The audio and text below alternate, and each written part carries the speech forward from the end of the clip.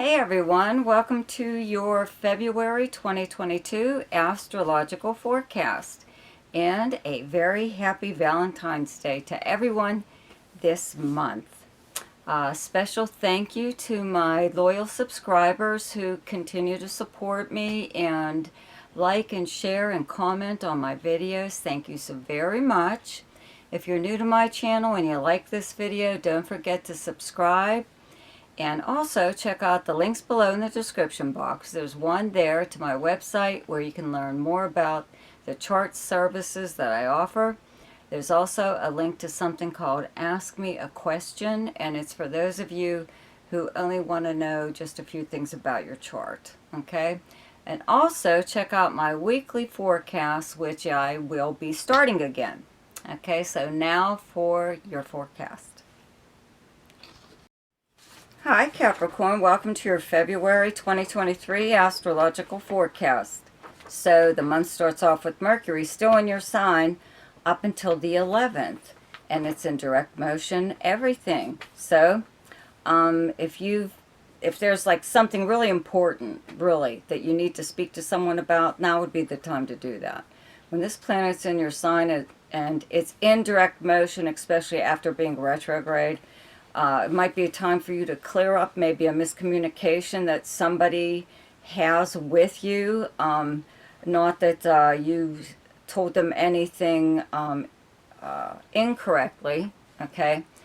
But they probably didn't truly understand what you were trying to say.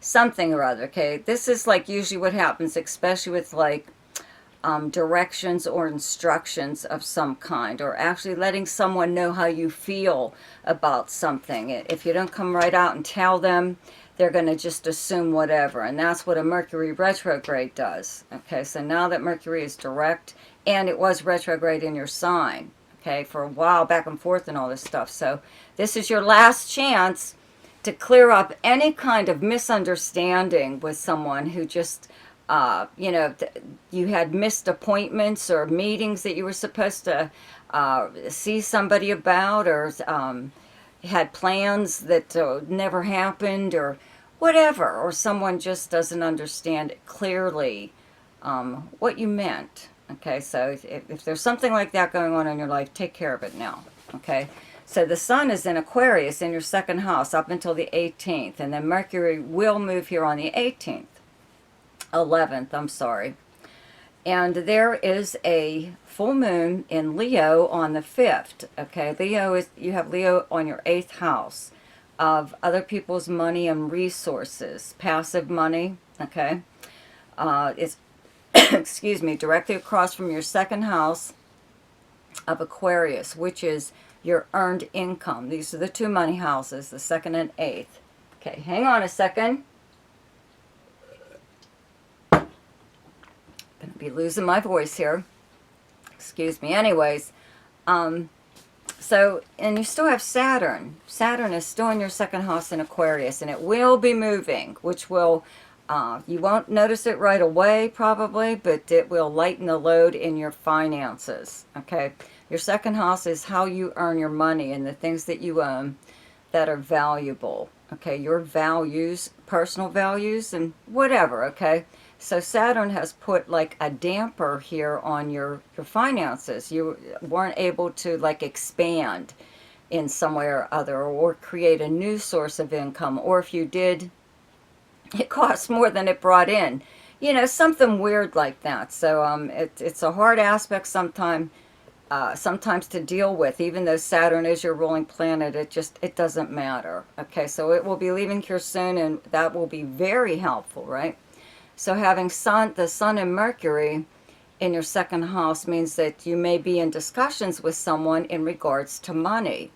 Okay, now this could be what the full moon is about. The 8th house is also shared property and shared debt. So this is the house of like the business partners, income, and or a romantic partner, or even a friend, or even a relative, someone that you may share like bank accounts with or credit cards with. If it's something like that, this would be the time where you would be like trying to figure out who has been running up the bills, who charged all this stuff, how much you should spend and shouldn't spend as far as even the business goes. You could have a business partner that really wants to kind of just throw money at it, you know, one of those. It's like a waste of money or resources, okay? So this is what the conversation could possibly be about, okay? You could be bleeding money in some way or other, and you're trying to plug up that hole, okay? Not a bad thing. It's something that should have come up already. You know, it's some kind of discussion that you should have had with someone already.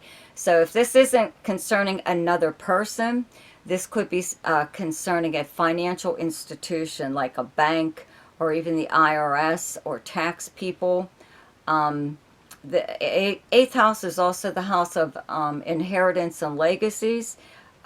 You could possibly have one that's supposed to be yours. Maybe you've had to fight for it, or it's been delayed, or something or other, okay? So your money may have been held back from you for some reason or other. So that could be the topic of conversation here. But the full moon should help to resolve it, even if it's unpleasant. But that's what a full moon does, is it brings a problem out there for everybody to talk about and resolve. You know, get it taken care of, and then you don't have to deal with it again.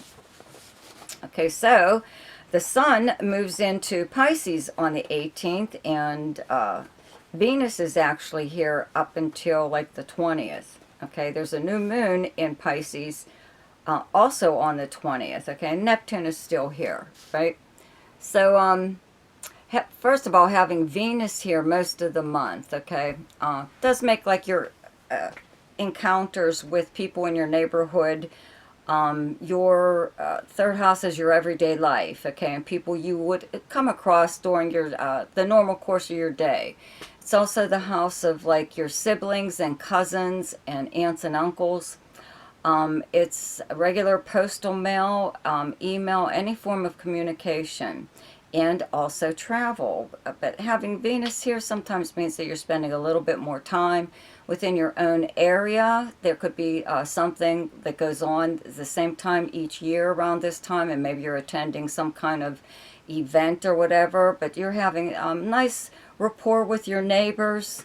Even, you know, it could be a neighborhood thing, a block party or something or other that's occurring, or something that you do, some kind of interaction that you possibly have with whomever. It could be like your relatives, though, too. You know, I'll get to that in a minute, because you have Jupiter in your fourth house of your family. But like I said, I'll get to that in a minute. But anyways, so around this new moon, you know, you could get some kind of good news, actually, that it could come to you through regular mail or email, but it could also come to you through conversation, just by, you know, chance meeting possibly someone while you're out running around doing errands. With Mercury here in your third house, it does make you run around a little bit more in your area, and it's usually to do stuff, get stuff done, you know. This also being at the house of travel, though, could have you maybe on some kind of day trip or overnight or weekend trip. It's a road trip of some kind. But even if travel wasn't planned, okay, you could just suddenly decide to do something like that. Or it could be because it could be business related or something you have to do. But it could also be family possibly coming into town to visit you. Okay, so Venus leaves Pisces and moves into Aries on the 20th, okay? So everything's happening around the 20th, right? So where you have Aries in your chart is your fourth house, where there's already Jupiter, okay? So these two planets together are very, very beneficial. Brings good fortune and good times, though, too. A lot of optimism, a lot of opportunity, but a lot of fun. With your family. That's what the fourth house is, your family or your home. Things happening within your home. It could be regarding your wherever you live or the property surrounding it. It could be regarding your family members, possibly someone you live with, like a roommate. It's like the fourth house is also your past, your childhood. It could be people from your past coming back into your life. Hopefully it's someone that's good for you, especially with this Venus here. At the same time, it could be a past romance or something, possibly someone from school, someone like from high school even. But you know, or you could just be, you could even possibly be moving or doing something to your current home or wherever it is that you live. You're sprucing it up in some way, enlarging it, or putting aside a certain area for you to work in. Okay. So, okay, let me see here. Okay, well, the best time to do something each month is when the moon is in your own sign, and the moon is in Capricorn on the 16th and 17th. The best time to lay low is when the moon is in your opposite sign, and your opposite sign is Cancer, and those dates are the 1st, 2nd, and 3rd. The best time for romance, recreation, creativity, fun, any kind of gambling or speculation, and anything to do with children is the 11th, 12th, 13th, 24th, 25th, and 26th. The best time for money is the 4th, 5th, 6th, 18th, and 19th.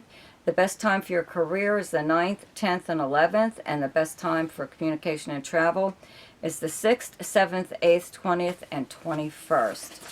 So, happy Valentine's Day to you. Okay, don't forget to check out my weekly forecast, and I'll see you then. Goodbye.